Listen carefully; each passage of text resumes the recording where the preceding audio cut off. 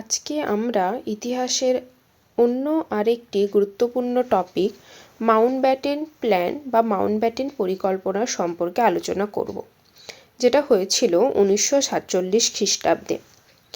এই ছবিতে তোমরা দেখতেই পাচ্ছ যেখানে লর্ড মাউন্টব্যাটেনের একটা পিকচার দেওয়া হচ্ছে। আলোচনা করব কেন এই মাউন্টব্যাটেন হয়েছিল, কবে হয়েছিল, এর উদ্দেশ্য কী ছিল এবং এর ফলাফল কী ছিল। চলো তাহলে শুরু করা যাক। দ্বিতীয় বিশ্বযুদ্ধে ব্রিটেন জয়লাভ করলেও যথেষ্ট দুর্বল হয়ে পড়ে। 1939 খ্রিস্টাব্দে দ্বিতীয় বিশ্বযুদ্ধ শুরু হয় এবং দুই পক্ষের মধ্যে এই যুদ্ধ হয়। মিত্রপক্ষের মধ্যে ব্রিটেন এবং পুরো মিত্রপক্ষই এই যুদ্ধে জয়লাভ করে, কিন্তু জয়লাভ করলেও ব্রিটেন অর্থনৈতিক দিক থেকে যথেষ্ট দুর্বল হয়ে পড়ে এবং সামরিক দিক থেকেও। তাই ব্রিটেনের পক্ষে কোনো উপনিবেশ সেই সময় আর শাসন করা সম্ভব হয়ে ওঠে না। এই পরিস্থিতিতে নেতাজি সুভাষচন্দ্র বসু আজাদ হিন্দ ফৌজের দায়িত্ব নেন এবং তাকে গড়ে তোলেন ইংরেজদের বিরুদ্ধে স্বাধীনতার যুদ্ধের। অন্যদিকে নৌবিদ্রোহ শুরু হয়, একাধিক সশস্ত্র বিপ্লব শুরু হয় 1946 খ্রিস্টাব্দে এবং বিভিন্ন গণবিদ্রোহের চাপে ভারতে ব্রিটিশ শক্তির পতনের দিন ঘনিয়ে আসে। অন্যদিকে মোহাম্মদ আলী জিন্নাহ নেতৃত্বে মুসলিম লীগ পৃথক পাকিস্তান দাবিতে অনড় থাকে। মোহাম্মদ আলী জিন্নাহ বললেন, ভারত ভাগ হলে হোক, স্বাধীনতা ভারত পাক, কিন্তু আমার পাকিস্তান চাই। সেই পরিস্থিতিতে যখন মোহাম্মদ আলী জিন্নাহ এই পাকিস্তানের দাবি করলেন, সেই পরিস্থিতিতে শুরু হলো প্রত্যক্ষ সংগ্রাম 16 আগস্ট 1946 এবং নোয়াখালীর দাঙ্গায় প্রচুর মানুষ নিহত হয়। তোমরা পাশের যে ছবিটা দেখছো সেই ছবিটা হচ্ছে সেই সময় নোয়াখালীর দাঙ্গার ছবি। এছাড়া ক্যাবিনেট মিশনের ব্যর্থতা এবং মুসলিম লীগের মতো বিরোধ, তাই দরকার হলো এই পরিকল্পনার এবং শুরু হলো মাউন্টব্যাটেন ওয়েদাদ বা মাউন্টব্যাটেন পরিকল্পনা।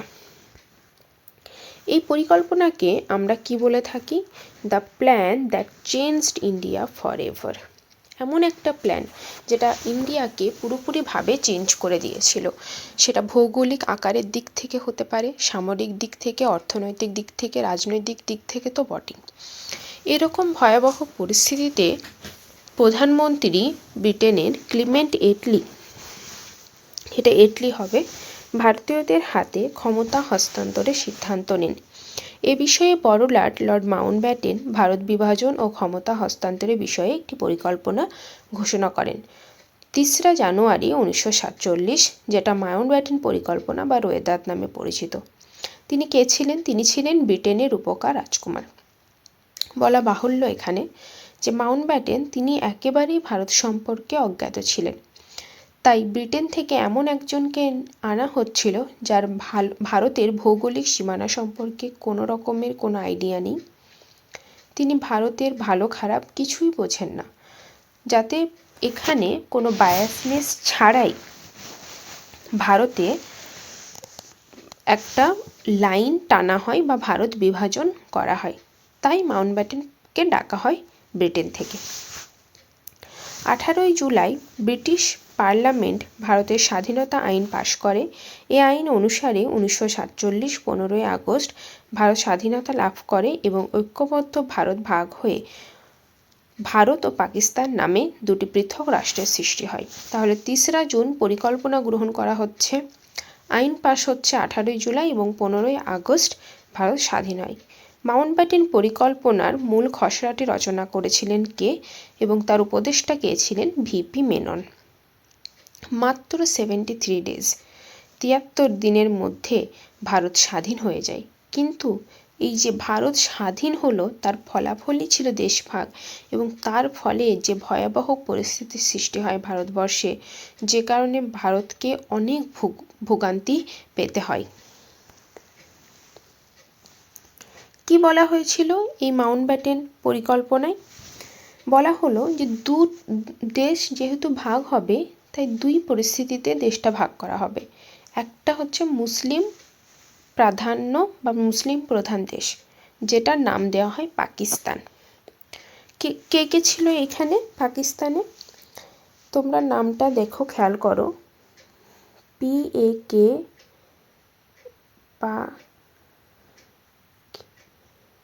পাকিস্তান সরি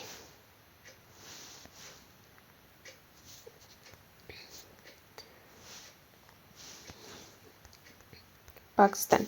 কি বলা হচ্ছে? P for Punjab, A for Afghanistan, K for Kashmir, S for Sindhu and স্তান মানে হচ্ছে বালুচিস্তান। তো এইটা নিয়ে শুরু হচ্ছে কি পাকিস্তান। অবশিষ্ট ভূখণ্ড নিয়ে গঠিত হয় স্বাধীন ভারত।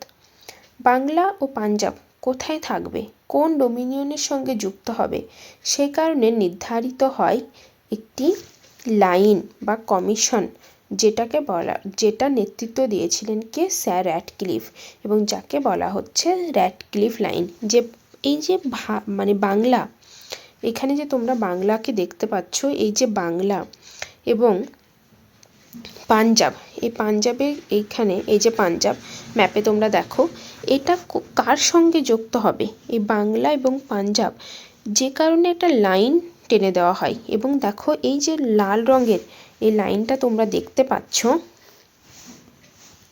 এই যে লাল লাইন তোমরা দেখতে পাচ্ছ এখন বর্তমানে বাংলাদেশ, এবং এই যে লাইন টেনে দেওয়া হচ্ছে পাঞ্জাব, সিন্ধ, এই রাজপুতানা, এইখানে যে লাইনটা টেনে দেওয়া হচ্ছে, সেই মাঝখানে এদেরকে দেওয়া হচ্ছে পাকিস্তানের সঙ্গে, এবং বাকিটা থেকে যাচ্ছে ভারত। এই লাইনটা টানছেন কে? স্যার সিরিল র্যাডক্লিফ। এটাকে বলা হচ্ছে র্যাডক্লিফ লাইন। তাহলে আমাদের এটা মনে থাকবে যে ভারত এবং পাকিস্তানের মধ্যে যে লাইন টানা আছে সেটাকে বলা হচ্ছে র্যাডক্লিফ লাইন। এছাড়া দেশীয় রাজ্যগুলি নিজ নিজ রাজ্যের সার্বভৌম ক্ষমতা লাভ করবে এবং ইচ্ছে করলে তারা যে কোনো ডোমিনিয়নে যোগ দিতে পারবে বলে স্থির হয় যে কোনো দেশীয় রাজ্য তারা যদি মনে করে তারা নিজেরা স্বাধীন থাকতে পারে, বা ভারত বা পাকিস্তানের সঙ্গে চাইলে যোগও দিতে পারে। এই যে ভারত ভাগ হয়ে গেল এবং ভারত স্বাধীনতা লাভ করলো, এরপরে স্বাধীন ভারতের প্রথম গভর্নর জেনারেল ছিলেন কে? Lord Mountbatten. প্রথম ভারতীয় গভর্নর জেনারেল ছিলেন চক্রবর্তী রাজাগোপালাচারী, প্রধানমন্ত্রী জওহরলাল নেহেরু, রাষ্ট্রপতি রাজেন্দ্র প্রসাদ, স্বরাষ্ট্রমন্ত্রী সর্দার বল্লভভাই প্যাটেল, যাকে আমরা লৌহ মানবও বলে থাকি। গান্ধীজি মৌলানা আবুল কালাম আজাদ ও খান আব্দুল গফফর খান ছিলেন দেশভাগের বা মাউন্টব্যাটেন পরিকল্পনার ঘোর বিরোধী। গান্ধীজি এতটাই সে সময় মানসিক দিক থেকে ভেঙে পড়েছিলেন এবং এতটাই তার মন খারাপ হয়েছিল যে তিনি বলেন, কেবলমাত্র আমার মৃতদেহের ওপর দিয়েই ভারত বিভাগ হতে পারে।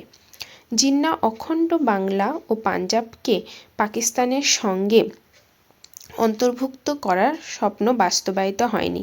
কেন হয়নি? কারণ র্যাডক্লিফ লাইন তাদেরকে ভাগ করে দিয়েছে। তিনি ভেবেছিলেন ওই অখণ্ড বাংলা, যেটা বাংলাদেশ এবং আমাদের পশ্চিমবঙ্গ, সেটা একটা অখণ্ড বাংলা থাকবে এবং সেটা জিন্নাহ পাবে। সেটা বাস্তবায়িত না হয় তিনি এই পরিকল্পনাকে বলেছিলেন বিকলাঙ্গ ও কীটদগ্ধ, এবং শেষ পর্যন্ত কিন্তু এই প্রস্তাব মেনে নিতে বাধ্য হন। তাহলে এই ছিল আজকের আলোচনা, মাউন্টব্যাটেন পরিকল্পনা বা মাউন্টব্যাটেন রোয়েদাদ। আশা করি তোমরা কিছুটা হলেও এই ভিডিও দ্বারা উপকৃত হবে। Thank you.